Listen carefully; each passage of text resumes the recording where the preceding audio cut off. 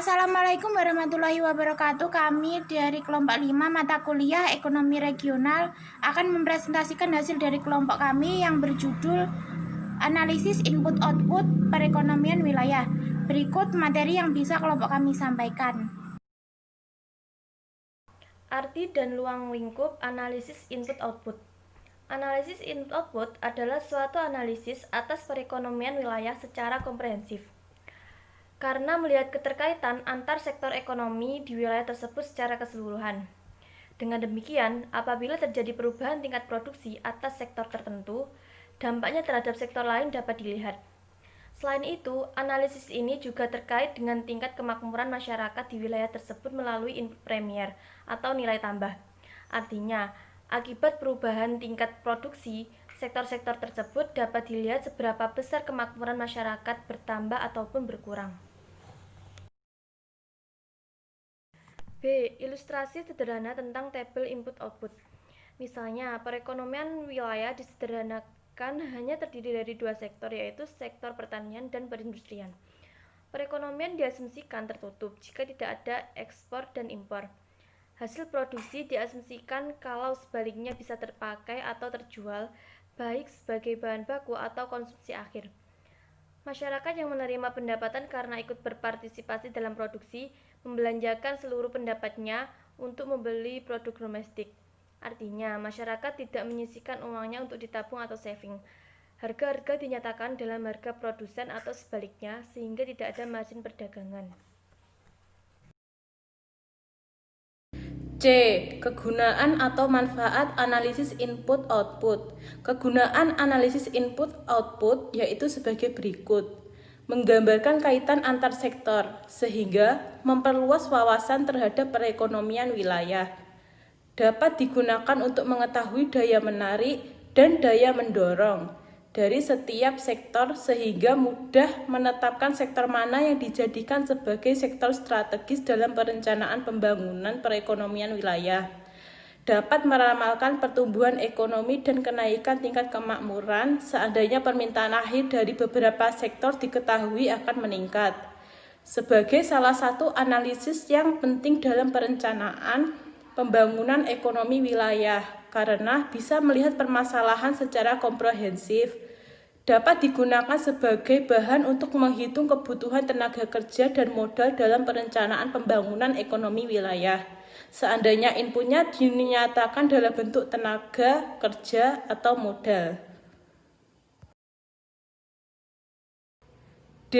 Tabel transaksi input-output. Tabel transaksi input-output terdiri dari 4 kuadran, yaitu kuadran 1, terdiri atas transaksi antar sektor atau kegiatan, yaitu arus barang atau jasa yang dihasilkan oleh suatu sektor untuk digunakan oleh sektor lain, termasuk sektor itu sendiri, baik sebagai bahan baku maupun sebagai bahan penolong.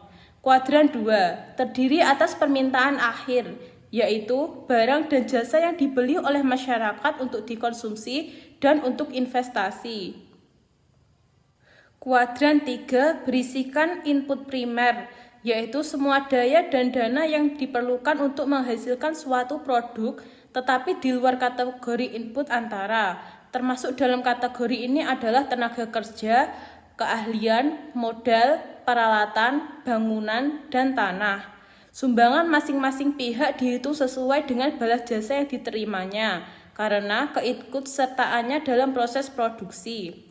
Kuadran 4 menggambarkan bagaimana balas jasa yang diterima input primer didistribusikan ke dalam permintaan akhir karena tidak membutuhkan dalam analisis input output, sedangkan pengumpulan datanya memerlukan survei yang rumit.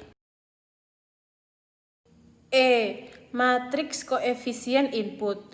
Matriks koefisien input adalah sama dengan tabel koefisien input tetapi tanpa mengikutsertakan input primer. Tanpa input primer, isi tabel akan berbentuk N kali N atau jumlah baris sama dengan jumlah kolom, sehingga lebih lazim disebut matriks koefisien input.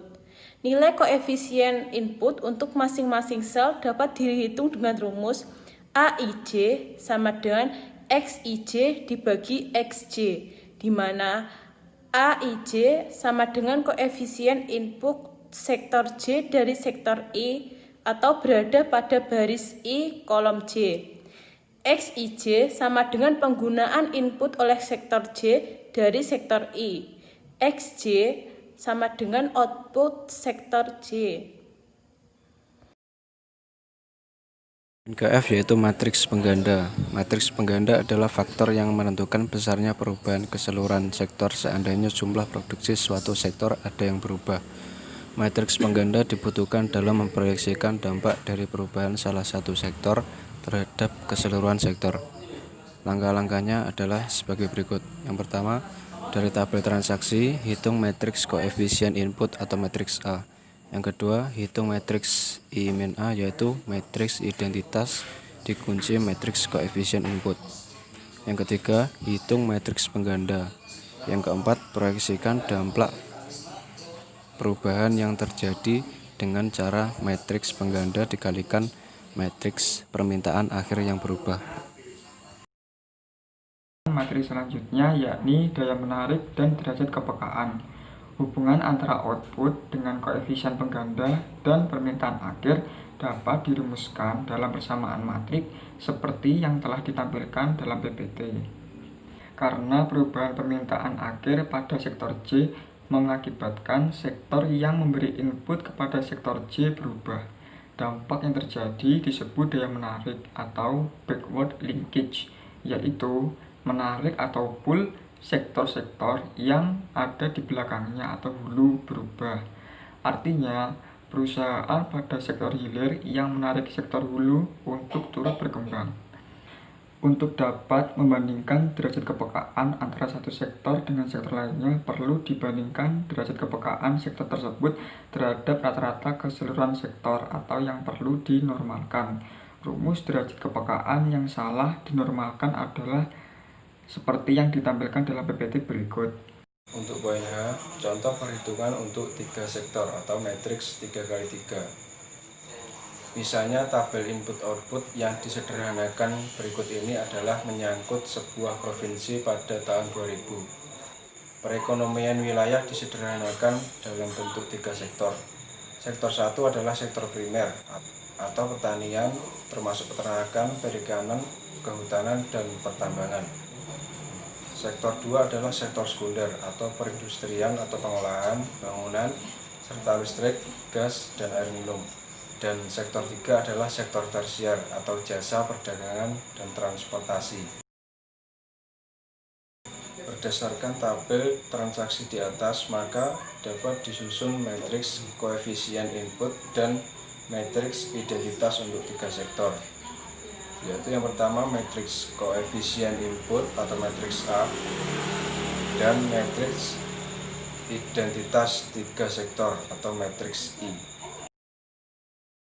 Kemudian matriks identitas atau matriks 1 dikurangi dengan matriks koefisien input atau matriks A, menghasilkan matriks 1 dikurangi A. Matriks 1 min A tersebut di atas apabila diinverse dengan menggunakan program komputer akan menghasilkan matriks kebalikan atau matriks pengganda. Apabila matriks I-A tersebut diinverse secara manual untuk menghasilkan matriks pengganda dengan asumsi pembaca menguasai operasi matriks, maka langkah-langkahnya adalah yang pertama menghitung determinan dan matriks I-A, yaitu dengan menggunakan semua kofaktor sepanjang baris pertama. Yang kedua, menghitung semua faktor dari determinan dan menyusunnya dalam matriks. Yang ketiga, mentransportase matriks kurator untuk menghasilkan matriks adjoint. Yang keempat, membagi matriks adjoint dengan determinannya untuk menghasilkan matriks kebalikan atau matriks pengganda. Selanjutnya, menghitung daya menarik dan derajat kepekaan. Setelah itu dinormalkan, yaitu dengan dibagi dengan rata-rata keseluruhan. Dari hitungan tersebut diperoleh rekapitulasi indeks daya menarik dan derajat kepekaan. Dari hasil rekapitulasi di atas diketahui bahwa untuk memacu pertumbuhan ekonomi wilayah, prioritas utama ditujukan kepada sektor sekunder. Namun demikian, sektor primer juga perlu diperhatikan karena akan mendorong sektor yang di hilirnya untuk berkembang.